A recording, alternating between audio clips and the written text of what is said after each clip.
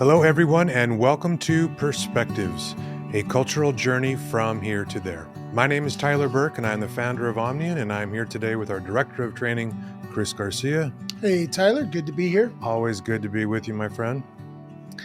And the journey this week, we're going to be talking about moving from distracting people or just keeping them busy and moving towards dignity or creating opportunities for meaning, connection, and purpose. So, the perspective, Tyler, that we have is this. Look it, we've all seen it. Coloring pages, endless bingo games, community outings, and the same old movies. Activities that are designed more to occupy time rather than to enrich lives. It may feel like we're doing something helpful by keeping people busy, but let's be real. Busyness is not the same as belonging, growth, or dignity. The shift we need is from seeing time as something to fill to recognizing it as something to honor. Meaningful time isn't about managing minutes, it's about affirming identity, supporting choices, and opening the door to experiences that matter. You know, the definition that we've got here with endless bingo, coloring pages, community outings, all those things. And to be fair, not every program is like that. There's a fair amount that still are. That reminds me of the term that I've heard often, where people are talking about those as day wasting programs. Yeah. You know, where people just sort of sit around, and that's kind of the pinnacle of the day, or those types of activities. Well, as someone who's ran former day wasting programs, You and I both, yeah. and I'm even thinking back to my days when I provided respite. I get the idea of killing time. Yeah. I really do, and that's not to say that it's okay, but I think a lot of it comes from the idea that if we keep people busy, uh, good things happen. Meaning, like Yeah. no one's going to get upset, no one gets angry. Our day's easy. The person supported, their day is easy. Yeah. I I remember when I was providing respite, and I went to the house, and the parents told me, "Hey, our kid, he'll play video games all day. Just let him play games. You could just relax. You don't even have to play with him. Yeah. He's fine." And when I think about that, and I think just maybe even from a parent's perspective, right? Because these Yeah. are on all programs in Yeah. private homes and all that, is that Yeah. I'm thinking now that the idea was, well, they're thinking, well, Chris will come back. Yeah. If our kid stays busy, doesn't bother him, it's all, there's no issues. And so I think a lot of times that's probably where that comes from, right? The need to stay busy. Let's keep everything cool. Well, and I think that's ultimately rooted in what our definition of a successful session looks like. Yeah, If it's the the lack of disruption, it's avoiding a some type of disruptive or challenging behavior is oftentimes what gets deemed as today was a good day because absolutely. nothing bad happened, nothing, it didn't go off the rails, so we did our job and did well. Yeah. And to your point, I mean, it's a good one. I mean, there's certainly a staff shortage going on. I mean, when you Hmm. find a good DSP, you want to keep them. Yep. Last thing you want to do is scare them away with some type of undesirable behavior, if you will. So it makes perfect sense, and certainly we're definitely not trying to villainize or um, take this down a negative path. We certainly understand the logistics of and things that are going on, but I think where we're going to go today is really a reframing of what do we call a positive day? What do we call a successful Yeah. day? And it should go, and it very much can go in a direction where success is deemed by someone experiencing a higher quality of life, not just going off the rails. So I think it's good then that we can all agree that we want a successful day, Sure, right? of course. Absolutely. So Yeah, that's always a good place to start. yeah. So let's look at some of the knowledge behind this, Tyler. Let's go. Wolf Wolfensberger's 17 Good Things in Life remind us that all people, including those with intellectual and developmental disabilities, deserve access to love, freedom, personal growth, and inclusion. These aren't luxuries, these are human essentials. Too often, people with IDD are scheduled, managed, and kept occupied through routines that revolve around staff convenience, or system efficiency rather than personal meaning.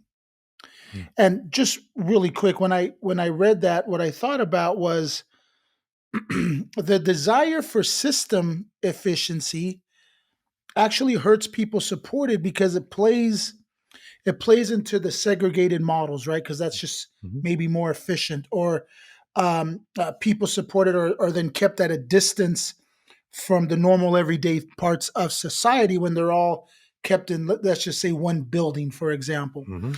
um, which eventually leads to rejection. And then that gets to basically, it creates um, these entire classes of what we call devalued people, right? Something Mhm. that Wolf spoke about, who are then systematically, as he says, not randomly mistreated. Yeah. So, if again, system efficiency doesn't always relate to quality of life efficiency. Well, but that's up to that's on the system to fix, right? And I think that Yeah, all too often we say, well, if we had more money, then we could do better. If we if is until there's more yeah, exactly. funding, we can't make any changes, right? I mean, there are logistics involved when you run any type of a congregate setting where you have some type of staff to the person supported ratio, and a lot of times those are three, four, five, six, sometimes Hmm. higher, and that can be a very challenging environment to be person centered in. And it's not impossible. And I think that as we go through that, and certainly as we go through these next 17 things, it's going to take some creativity and maybe some outside the box thinking to be able to implement some of these types of things in a congregate setting, Hmm. but it's worth it. And the people Yeah. that we're supporting, it's worth the time and the energy. And I'm I will forever say it. We can't just keep waiting for more money. The people that we're supporting deserve better from us immediately. And I think that everybody watching this, I mean, we're all here for the same reason. We're trying to learn and grow and become better at what we do. So before we get to those 17 things that Wolf talked about, let's start here. And that's, instead of asking, what do we have time for? Let's ask, what matters to this person? What brings them joy? And what builds connection or purpose? Because filling a calendar isn't the same as building a life, right? Well said. Thank you. Tyler, did you want to give just a quick little background on Wolf, just so people have an idea? Yeah, for sure. So without getting super exhaustive on Dr. Wolfenberger and his life, briefly, I mean, he most of his career was before my time. We're talking back 60s, 70s, 80s. He did work a bit into the 90s. Unfortunately, passed away in 2011. Um, but he wrote over 40 books and is really credited as one of the significant figures that helped in uh, the sort of within the disability movement of the progression towards community based services. Very, very um, controversial, in fact, through a lot of very progressive. And I mean, I remember, silly side note, I remember hearing stories of him back when he would give presentations, far before computers and modern technology, where he would, have overhead projectors. Um, Kids, you'll have to Google what an overhead projector is, but the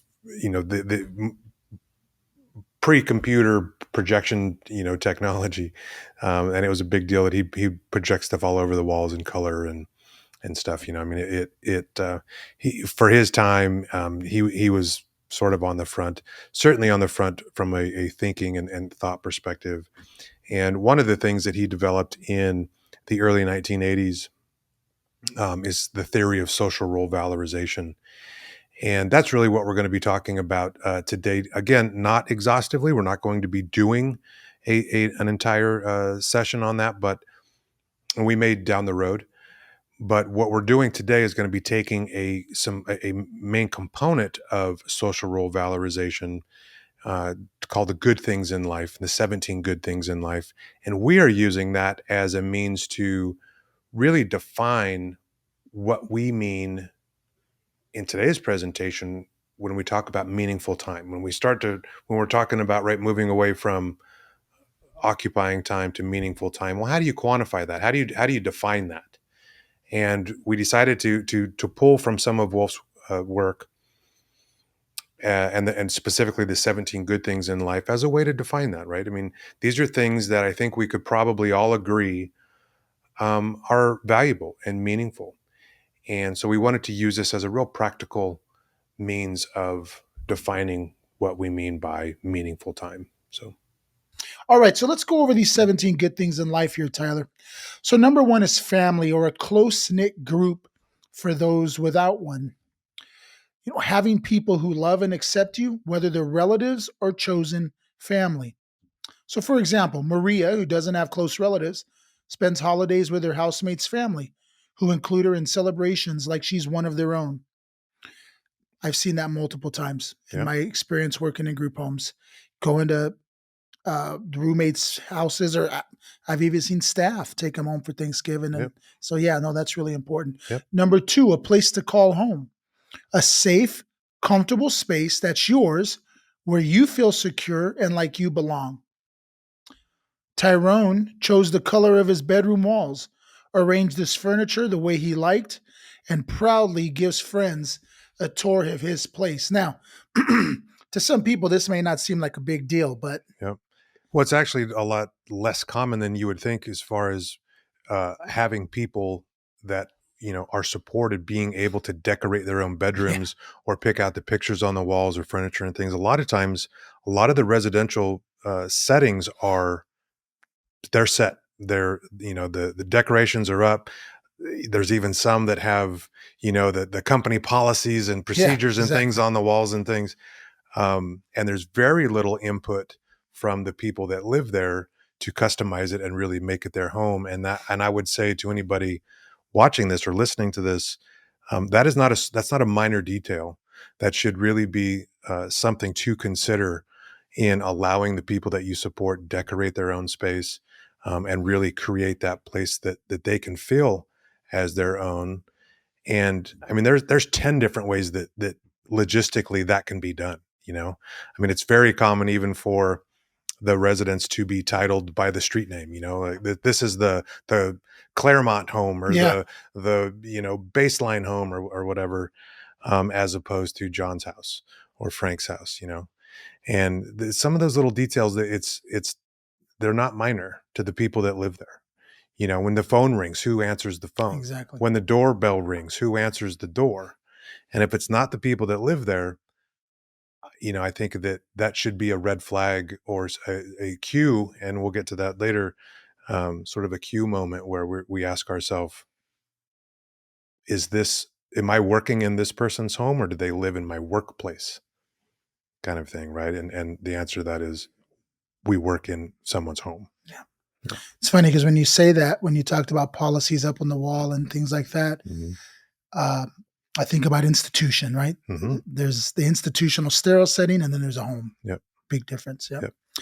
Belonging to a community, being a part of a group where you feel connected and known, like a church, club, workplace, or neighborhood. So, for example, every Sunday, Kayla greets people at her church door and chats with her church friends over coffee after the service. Yep. Friends, having people who choose to spend time with you because they like and appreciate you. Jamal and Trent bonded over their shared love of wrestling and now text each other daily and hang out every weekend. That's one of the things we always talk about, the importance of friends in somebody's life, Yep. you know, uh, how our relationships initially start off vertical, and those are the familial relationships, right? And then friends kind of help us grow into full people, because Yep. now these horizontal relationships happen. And I know with this one, what I always think about, Tyler, is that a lot of times people supported will mistake the staff person for their friend. Yep. And you know what? I mean, a lot of staff people feel like that. And that's Sure. awesome that a staff person feels like that, but Mm-hmm. we know that that's not their role. to be their friend. Yeah, well, and I think that, uh, I don't want to say good staff, but you know what I mean when I say Yeah, that. Well-meaning, well-intentioned staff. A lot of times there will be a relationship there that should develop, and that's yeah, good. That's healthy. But where it becomes problematic is when that friendship or that relationship becomes the only one, or becomes the priority relationship. It seems to be, that typically results out of a place of again, a well-intentioned staff putting so much energy and focus on that they forget that their role and their place in that relationship is to help facilitate other yeah, non-paid relationships. Because let's be honest, most staff are going to leave at some point, and that can be a devastating moment.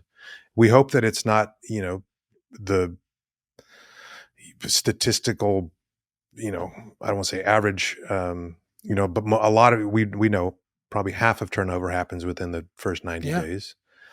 And that could be devastating for somebody when they're putting all of their hope and trust and energy into somebody who's going to turn over every few weeks or a few months. So that's really important. And I will say, there's a huge connection with belonging to a community.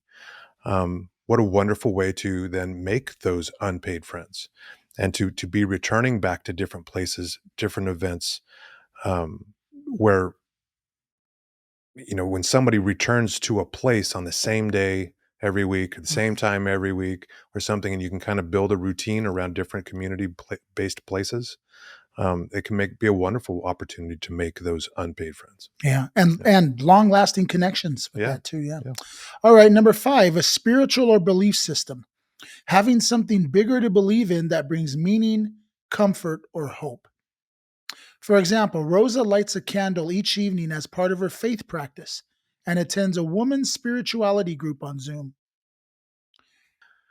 This one is important, and I think there's a couple aspects to probably point out is everything that we're talking about here. These 17 good things in life, as Wolfenberger titles them.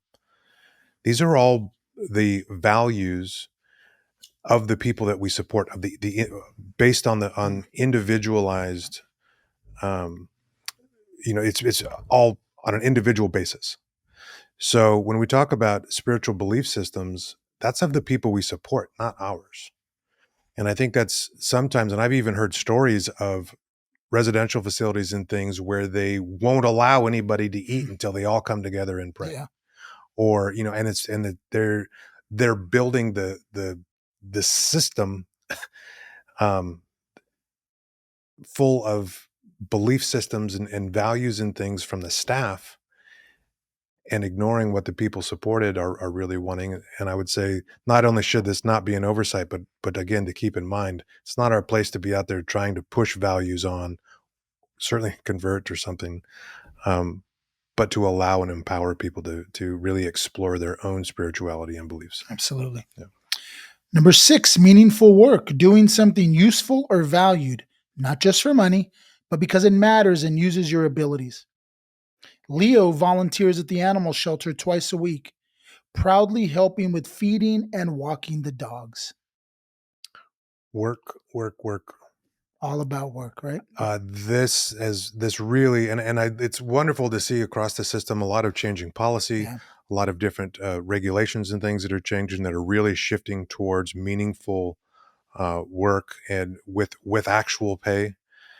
And I would say that this is something that I think everybody can and probably should participate in, to whatever level or willingness they have. And if it is not a situation that can be paid work, like our example here, volunteering is a wonderful way to get out of the house, contribute, and possibly make an impact in other people. Absolutely. And what I like about this is Leo does it twice a week. He's Yeah, fulfilled, yeah, he's proud, gives himself work. yeah, Just because he doesn't, or for whatever reason, do 5 days a week, yeah, 2 days a week right now is sufficient for him. That could be one day of work for somebody, whatever it is, but yeah. you're right. It's definitely a lot better than not. Well, and it's the same type of touch point that we talked about before with belonging to a community. Yeah. He's going back on a regular basis. He's going to see a lot of the same people. He's going to be building relationships, possible new friendships, There's a lot of overlap here, and a lot of these are very, very intertwined. For sure. Yeah. 7, safety and security. Knowing you're protected from harm, violence, or crisis, including being free from abuse, neglect, and exploitation. For example, after moving into a new supported living home, Jasmine said she finally feels like she can sleep without fear. Mm. And Tyler, as we know, the abuse rate, Yeah. the physical abuse rate at our field being at 67%, 2/3 of people supported Yeah. will suffer some type of physical abuse. This takes on a whole, just an even way more important meaning because it's just so prevalent. Yeah. Well, and like everything that we're doing in this series, the entire focus is about our behavior and the system's Hmm. involvement in this. And I think it's an important point to make on this, that people aren't vulnerable. Yeah, Environments make people vulnerable. And we have a responsibility as providers, as the system, if you will, to create environments that are safe and can accommodate for any type of issue or need, perhaps challenge that someone may experience, to create an environment that is free of these things. absolutely. Yeah. Absolutely.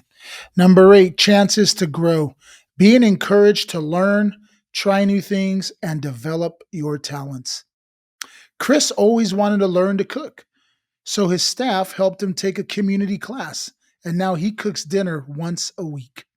Hmm. Yep. I love this one. I think that sometimes developing talents and even pursuing hobbies gets overlooked as some type of less important type of issue. We it's very common for planning meetings and things to focus on deficits and what can we fix, and oh, he can't tie his shoes, let's focus all our energy on that. Or oh, that he doesn't has difficulty using money, let's focus on that. And those are fine things, but let's also not forget about the idea and the concepts of pursuing talent and pursuing hobbies and things of interest, because that's going to turn into a lot of ancillary benefits, all connected to that. Making friends being one of them.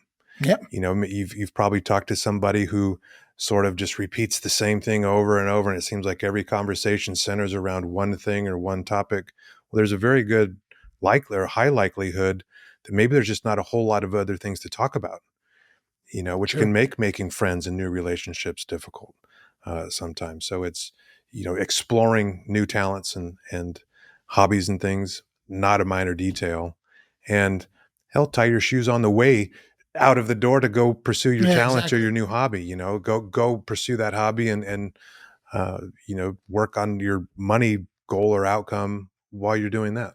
Right. And I think it's important to know, especially for the DSPs out there, that assisting someone in learning a new skill or whatever that is, it doesn't have to just solely be something that you're keeping data on. Yeah. This could just be something they just want to learn, like in the Yeah. situation, Chris wanting to cook. It Yeah. doesn't have to be one of his outcomes or Yeah. goals, Yeah. just something he wants to do. And because, sometimes, again, for the DSP, sometimes you feel locked into what Yeah. this is their goal, this is what they're learning. And it almost sometimes can feel like, well, I'm not going to teach them anything else because this is the focus. Yeah. Yeah. So, yeah. Well, and I would even say, to add on top of Yeah, your point, why not make it a goal?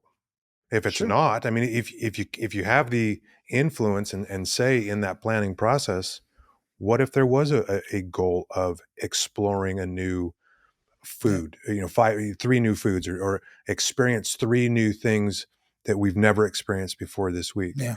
or try three hobby potential hobbies out and keep data on that. And I think there's multiple ways to approach this with or without it being in a formal plan, for sure. Yeah. Number 9, being treated with respect, being seen and spoken to as a valued human being, not talked down to or dismissed. So, for example, even when Dan is upset, his support team listens to him without sarcasm or baby talk. They treat him like an adult, always. So the first thing I thought of is, "Hey, buddy, Hmm. how you doing? Hey, yeah, yeah, right, high Yeah, five." yeah, And I know I've been guilty of that, and sometimes it happens, and you're not even You don't even think about it, but being conscious of your voice going 5, 10 octaves higher when Yeah. you talk to somebody is super important. Well, yeah, and I mean, and look at what's going on behind that, right? I mean, Yeah. you are likely, possibly, just overtly devaluing the person, right? Treating them as this other thing, possibly infantilizing that person, treating if we're treating an adult as a child. There could be a number of things even behind that again should be red flags and cues for us to say, "Whoa, I just did that. I wasn't even Yeah. thinking about it," and it's a place that we really should put some focus and be intentional on. Did my voice just go high? Did I just, walk up and instantly high five? Did I, talk to this person like a child who is an adult? Um, and if I understand where those things come from, but it's time that we really take focus and be intentional on unworking that habit. Yeah, 100%. I really like number 10, honesty from others. Knowing that people are being truthful with you and not hiding things for your own good. Mhm. For example, when Tanya's favorite staff member was leaving, the team told her the truth in a kind, clear way and helped her prepare for the change. Yeah, This really speaks to what you had talked about earlier, yeah, staff person leaving yeah. and how, hurtful and I dare even say traumatic that could be for somebody. This is a way to counter that. And again, I get where they're coming from. Yeah. I get the mindset behind it. We're actually thinking that we're going to um, take burden or reduce stress or limit some type of heartbreak, even if you will, but really just adds on top of that. Yeah. You know, Sure. Number 11, fairness, having a fair chance without bias, favoritism, or being set up to fail. Malik was given the same opportunity to apply for a paid job as everyone else in the program, not just a token position. Mhm. Yeah. Number 12, being seen as an individual, being known for who you are, not lumped together with others or treated as a stereotype. For example, instead of calling everyone in the group home my girls or my guys and treating them as a group, the staff took time to learn each person's likes, dislikes, and routines. I did that Oh, yeah. in my DSP days. I supported three different gentlemen, and they were my guys. Yeah. And every time I said it, and it was common, like it seems like all of my coworkers did it, and it was actually done from a place of uh, like such a well-meaning place, of affection, even. It's like a communal. Yeah, it's Yeah. like, hey, me and my guys are gonna go do this, and like, oh, where are you and your guys gonna go, or where are you and your, Hmm. um, and again, like everything else, comes from a great place, but it really does take away from the individuality of folks, and it's just you wouldn't say that about anybody else. Like we don't typically group people together and make decisions and make plans and things for a group in the same manner that we do Yeah. for this. Number 13, having a say in your life, being part of the decisions that affect you, whether it's big life plans or daily choices. For example, when Sophia meets with her support team to review her goals, she co leads the meeting with her case manager. Number 14, access to everyday places. Being able to go where typical life happens, parks, restaurants, malls, and libraries. Eddie loves going to the local gym where he chats with regulars and feels like part of the crowd. This is so important because a lot of times people that are devalued are only kept around other people that are devalued. Yeah, So therefore, it does nothing to advance what we're talking about. yeah, In this situation, when you put them around other people that society values, like for example, people who go to the gym, hmm, then that highlights that person supported who's devalued by putting them around other valued people. This is hmm, huge. yeah, and it's and to be clear too, and because I think it's one of the first times we've used language like this of being of valued people, devalued people, certainly within this series. Um, the idea behind that, again, it comes from Wolfenberger's work, Mhm. where it's really explains and discusses the based on the values of a culture as a whole and society as a whole will oftentimes devalue people who don't sort of uh, aren't like they don't personify a lot of those things. So when we look at things like wealth, high education, popularity, different things that appearance, right? People that are Mhm. beautiful. Society respects those things. Society values those things, and will typically devalue the opposite of those things. So that's again a lot of the work that went and came through social role valorization. So to your point, you're spot on. Um, Again, within the eyes of society, helping people that we support um, engage the community in those ways is very, very positive for the community as well. Number 15, access to ordinary activities. Being able to participate in things most people do, like going to a movie, shopping, or dancing at weddings. Brittany went to her cousin's wedding, danced with her brother, and helped decorate the table with her favorite flowers. So on this one, I think it's important to probably also specify ordinary activities that are age appropriate. Yeah. And I think that a lot of times people are restricted from some adults are restricted from ordinary adult activities oftentimes. So that'd be something mindful to keep in the front. Yeah, absolutely. And I know that I've alluded to this already, but it's important that when people engage in what we label as these ordinary activities, they're around valued groups. And Hmm. that's how that value is gained as a whole Yeah. when we talk about devalued groups. But when you put them in valued activities with valued people, and I know that sounds Hmm. odd when you talk about it like that, but I think we've made it clear what that means. It's ultimately beneficial. Yeah. Absolutely. Ordinary within all of society. Yeah. Right. Yeah. Yeah. Like it. Number 16, being able to contribute, having the chance to give, help, or make a difference and have that contribution noticed. Mm. Max stocks shelves at a food pantry every Tuesday, and the staff always thank him by name and let him know how much he helps. Yeah. And finally, number 17, good health, having the best health possible and support to stay that way. When Alejandro noticed a change in his appetite and energy, his team helped him see a doctor quickly and supported him through the follow up care. And as we know, because this has been a discussion of ours lately, Hmm. the importance of a DSP or whoever's involved in this person's life being a part of that process if needed to communicate with doctors clearly, to Yep. ask questions, to talk to the person supported about maybe what they might want to ask the doctor, because sometimes the person supported may be a little intimidated, and Yep. not want to ask certain questions. So Yep. pretty important. Absolutely. All right. So Wolfensberger's list that we just went over, it's not just a checklist to be rushed through. It's a mirror we hold up to our systems, our services, and ourselves. And I think as we've gone over those, that's Hmm. kind of what we were doing. Yep. And sometimes holding it up to ourselves is the hardest thing to do, because we look back and see what we've done that maybe we Well, could have done better. yeah, I know. Every time you and I talk about it, it seems like we just look back and have a tremendous amount of regret.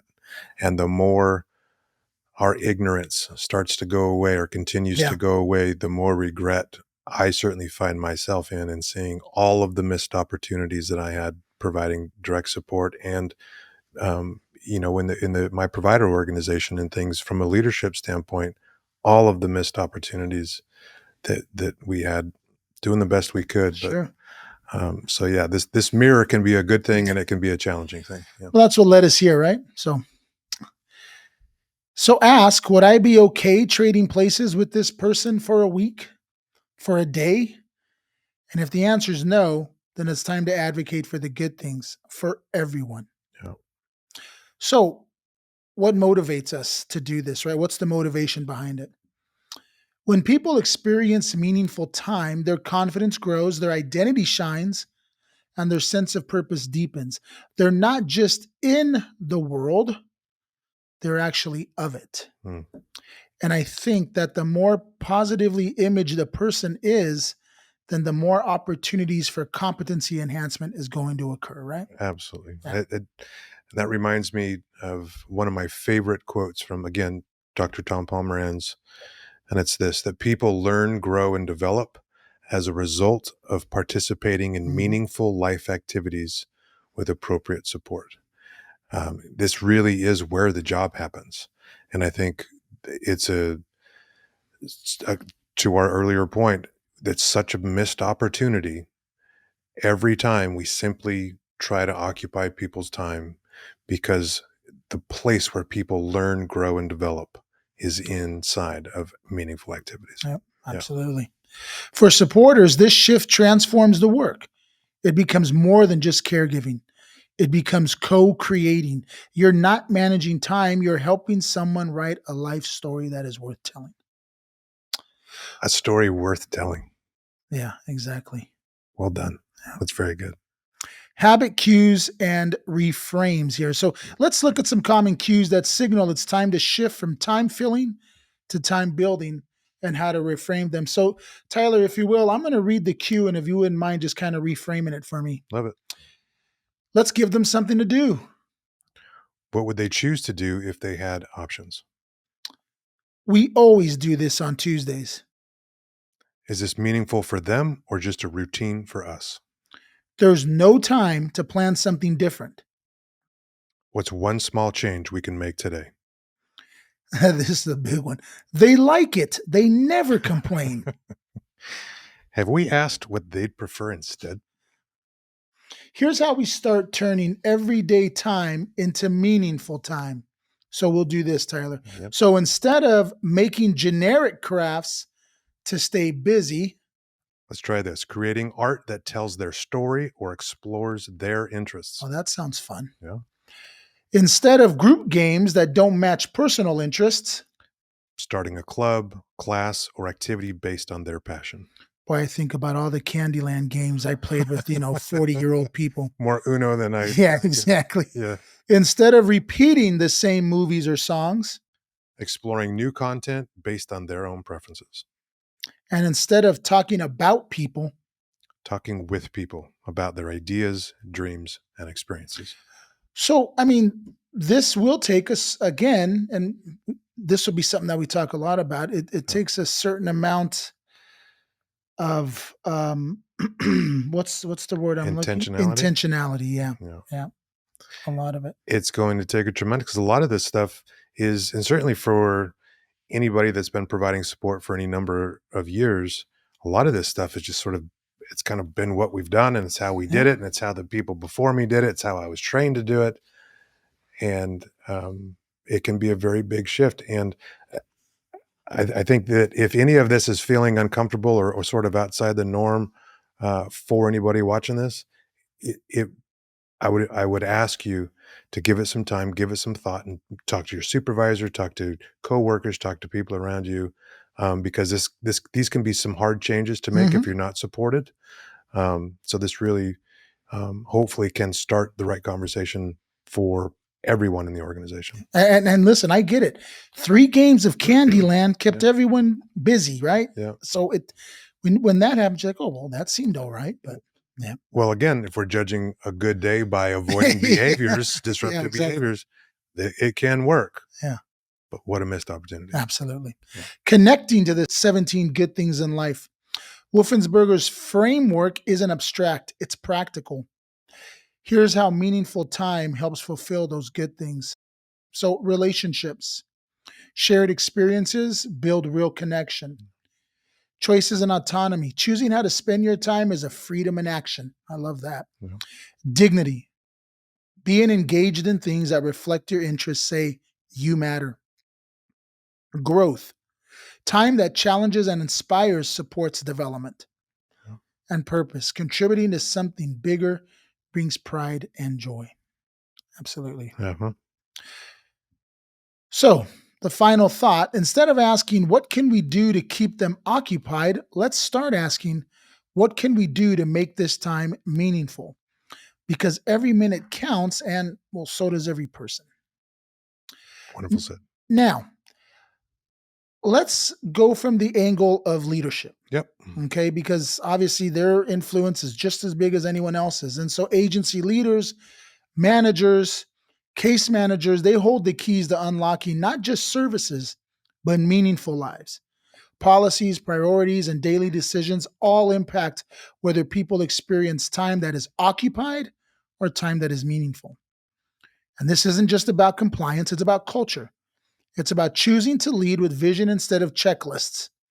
And so here's how leadership can support this shift. So let's look at some of these here. Yep. Number one, move beyond the schedule. Start with the person. So create systems that begin with individual identity, interests, and aspirations, not generic activities. So ask, what is important to this person, not just for them? How does their weekly plan reflect the 17 good things in life? If it doesn't reflect identity, voice, or preference, it's just time management, not leadership. Mm. For anybody out there looking in a leadership position, looking at some fresh ways and practical ways to implement some change, this is a really good um, list of things, not a checklist, right? But a series of areas of focus that can be so impactful. Yeah. Yeah. Number two, build a culture of dignity and discovery. Train and support staff to see people with IDD as whole, growing individuals, not passive recipients of care. Hmm. So include meaningful time as a goal in service plans. I like that. Yeah. Make staff meetings a place to ask, what's bringing meaning to the people we support right now? Yeah. If you wouldn't be okay doing it yourself for 6 hours a day, don't build it into someone else's life plan. Ouch. Yeah, I know. I do like the part though about making staff meetings a real place to do this. Yeah. Because a lot of times staff meetings can be just passing of information regarding, time off or just policy stuff, and Yeah. and when I look back, there's not a lot of times when meetings are spent, like they say here, what's bringing meaning to the people we support right now? And I look back at that and think, man, like you probably could get some really good answers. There's probably staff just waiting for that opportunity to answer that. Absolutely. Reinforce cues that support choice and growth. Your staff pick up cues from leadership. Make sure those cues point toward empowerment. So let's try this, Taylor. I'm going to give you some common cues that are heard in programs, and then I want you to reframe it coming from the leadership position. Like it. So let's just do what we've always done. Let's reevaluate what's actually lights people up. Yeah. And I do like the term like lights people up, I do too. because it's kind of like what makes them tick, right? Yeah, Absolutely. yeah. Again, this is a common one. They're happy. They didn't complain. Silence isn't consent. Let's ask them directly. That one. If that one doesn't get you, I don't know what is in this presentation, to be honest. Well, because a lot of times we think, well, he didn't say anything. Yeah. She didn't complain. She didn't not do it. Yeah. So they must have been okay with it. Yeah. They complied with a smile. Right. And that's one of the things always, that's one of the dangers though, right? Because as soon as they get into services, a lot of times as little ones, they're automatically told, follow everybody, follow everyone, comply, comply, comply, comply. And very easily we get an adult who will do just about anything anybody tells them to. Yeah. And that has some very, really bad consequences. And on a very similar note, maybe the person is smiling and complying because that's the best they've ever had access to. Yeah. That's what Tuesdays have always been. Yeah. So let's make the best of it, kind of a thing. And again, man, what an opportunity to explore new options. Options. Yeah. Right? And you know what else, Tyler? It's kind of, as I'm thinking about this, it's also just kind of disrespectful, man, when you just think, well, as long as they're smiling, they're happy. Sure. Everything's good. Yeah. Right? Like there's no depth. That's almost like you're thinking they have no depth. That's their potential. Yeah. Yeah. It's like what's the saying? Even Pomeranz used to say, the only thing that has capacities are Mhm. buckets. Yeah, buckets and People, barrels. Yeah. barrels. Yeah, Yeah. people don't have capacities. Okay, this common cue is heard in programs. It's hard to offer more choices. What barriers are in the way of offering more, and how can we remove them? So, leadership isn't about always having the answer. And that is really important. It's about Mm, creating an environment where people are allowed to ask better questions. mm, Facilitation, that's huge for yeah, leadership, right? Yeah. yeah, love it. Number four, embed the 17 good things into supervision and case planning. Use Wolfensberger's framework as a lens in everyday leadership. So include the 17 good things in life in training and onboarding.